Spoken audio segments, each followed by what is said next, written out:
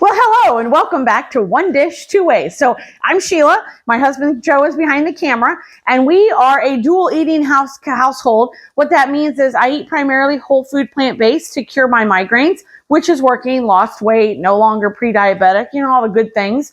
And Joe eats the standard American diet, sometimes a little slighted towards keto. And so we figured there's got to be other people who eat like this in their house, where you maybe not those two ways of eating, but that you have two different ways. And we show you how actually simple it can be. And so we do one dish, two different ways. Now today is a crisp. So crisps are good for multiple reasons. So what I've got in here are 3 apples. I think they are a combination of Gala and Honeycrisp apples. I cut them pretty small, just so you know I did 3 apples.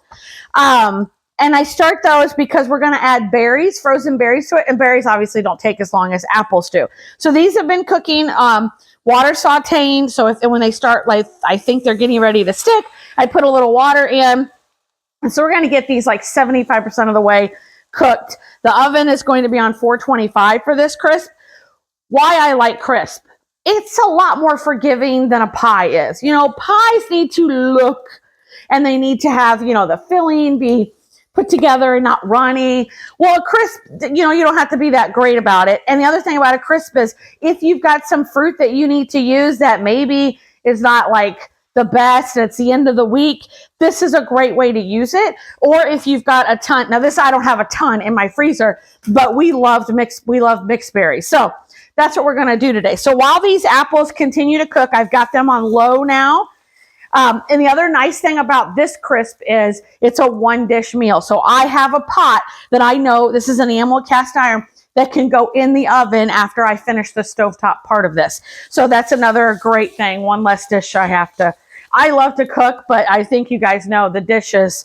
Some days we get done doing videos and I look around and I'm like, oh, it's a lot of dishes to do. So that's my least favorite part, but I do like all the eating part. So, and then the way we'll talk about the different ways to serve it. But this dish will be for everyone. And actually, we're taking it to an event today, and there will be variety of eaters there. So this will work for everybody unless you're on no sugar whatsoever, because there is a little bit of sugar. So let's talk about the filling. So I've got in here 1 cup of oats, just rolled oats, nothing special. And we're going to add our other stuff to it. So I did take 3/4 cup of oats and I put them in the Ninja and I blended it, pulsed it, so it turned into oat flour. It's that simple. You don't need to buy oat flour. As long as you have a Ninja or a high-speed blender, you can do that. And that's just so we have different texture for that topping. So now we've got that in there. Let's add our spices. So I'm going to put in the recipe in the description box. If you have pumpkin pie spice, this is another way to use that. I don't have that. I'm all out of it. So I'm going to use a couple of the other spices. So I'm going to use 1/4 teaspoon of cardamon just to give it a little bit different of a flavor. Now I'm not going to go heaping on that. Okay, so 1/4 teaspoon of cardamom, 1/4 teaspoon of ground ginger, or if you have maybe an apple pie spice, you could use that. Put that in. And I'm not going high on those because we want a very small, like back of your throat flavor on that, not hit you in the face, because these aren't necessarily Joe and I's woohoo favorites, but they do add a nice note to it. And so that's what we're going to do. And then I need 2 teaspoons of, baking powder. So I've got the baking powder here.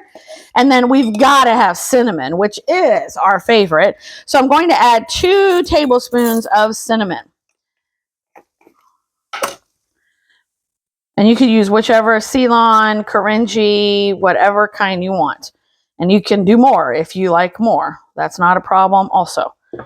To me, you can never have too much. So let's mix that a little bit. So that's all of our dry ingredients. But we do need to put a little, well, no, that's not true. I also have in here 1 tablespoon, the last of my pure maple sugar, brown sugar. Basically, they just take brown sugar and they turn it into maple syrup, and they turn it into brown sugar. I got it at a farmer's market in Iowa, right? In the summer? Yeah. And that's the last of it, so I'm very sad.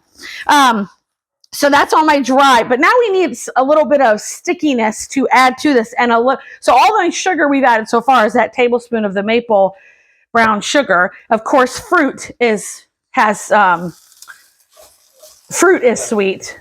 Yes. Maple sugar, all it is the maple syrup that's been boiled down and it just kind of dries out and crystallizes. Exactly.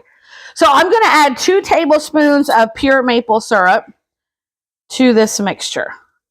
You don't need a lot because your berries are also going to create like this little juice, which is my favorite part. I love it when I get the crisp out of the oven, and it's got, you know, the little bubbles, and you'll be able to see that. And then we want to add a note of freshness to this. We don't want so much sweet. So we're going to add so if you'll see here, it's not all sticky yet. So there's still some dry parts, which is fine. And like I said, crisp is very forgiving. Excuse me? Crumbly. Yeah, crumbly. So I'm going to add 1 lemon. To add a little lemon juice here, add a little brightness. Here's your tip if you have one of these lemons juicers. People think you stick it in this way. That's not correct. You stick it in this way because you're trying to flip that out so you can get the most juice out of it. So see, you flipped it this way. So there's your tip of the day for your juicer. Oh, this is going to be awesome. Okay, I'm going to turn the stove off.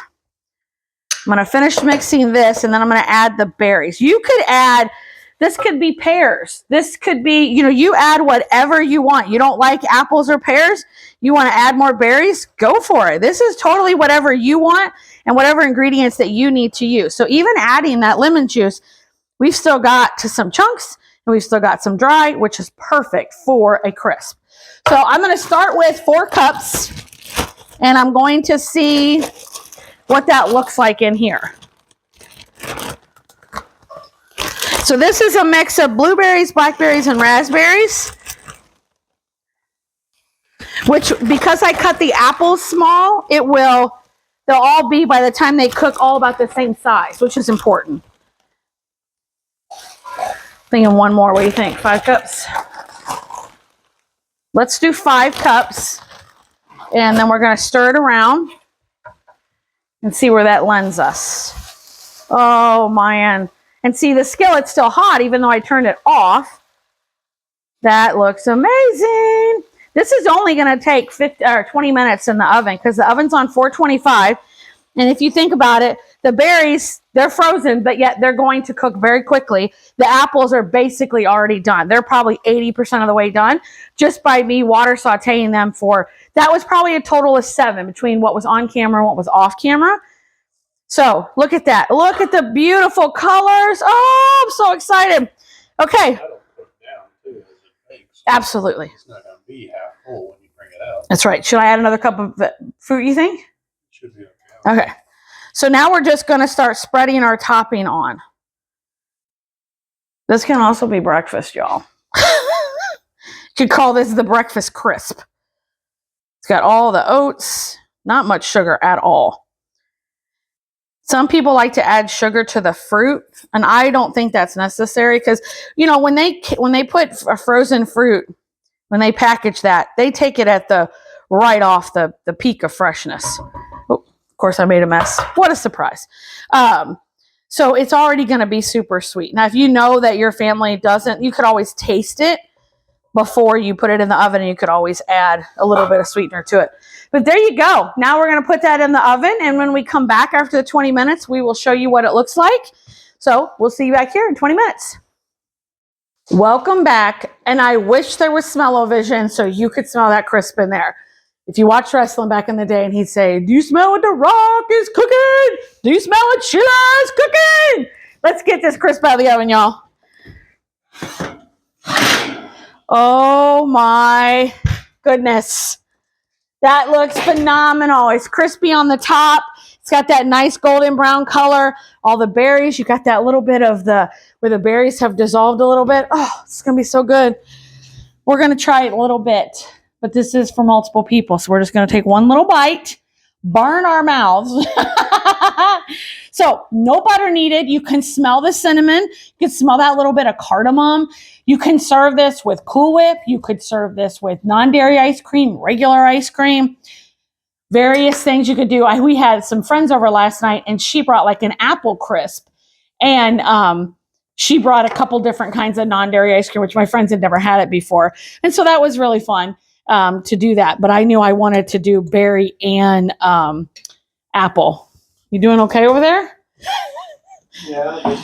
I just thought we were just going to do one little tiny bite here. Number one, I just ate breakfast not too long ago, so I'm not overly hungry. Well, he's going in for like a little serving. I was just going to do a piece here. It is kind of hot. It is super hot. So while we're waiting for it to cool slightly, I want to know in the comments, are you an apple? Are you a crisp person? Are you a pie person? And what's your favorite fruit to put inside of a crisp? Because we'd love to know, because there's so many different kinds that you can do. Banana would not be one because I'm not a cooked banana fan. I'm getting there because bananas help with a lot of whole food plant-based cooking. But you put mango in here. There's so many frozen fruits that you could do. And then of course you've got all your other fruits that are not frozen. I don't know about oranges, but so what do you think? The berries just hit that point where they're nice and sweet. And gooey. Yep. And gooey. The topping got that crunch to it. The apples are soft. Yeah, see, that's the key, is you couldn't just throw this in a pan and throw it all in. Your apples would not be cooked. For this particular crisp, and even if pears would not need as long of a time because they're a lot more tender than an apple is in general, but you would definitely need to cook your apples ahead, and starting them on the stove using a pan that you could then throw in the oven is perfect. I mean, that's one less dish I have to clean, because that's the worst part of cooking is the dishes. So anybody wants to be our live-in person for cleaning and I do all the cooking, let us know in the comments and we can review applications later this week. No, you never know. Okay. Thank you guys so much for joining us. Let us know in the comments in your favorite crisp. And if you like this video, you could share it or like it. We'd really appreciate it. And I think we are at the 1 year point. I think we started mid-January. Now, when we film and when we post it, sometimes there's a delay because we try to get ahead because, the camping season's coming. So we will do videos on the road, but we want to make sure we have plenty of videos for every week. So thank you all for joining us the past year. It's been quite the journey. And I'm sure if you go back and look, we've definitely improved on our skills. And he's giving me hand signals in the back. If you like this video and you'd like to share, we would really appreciate it. And we hope you have a great week. See you next week.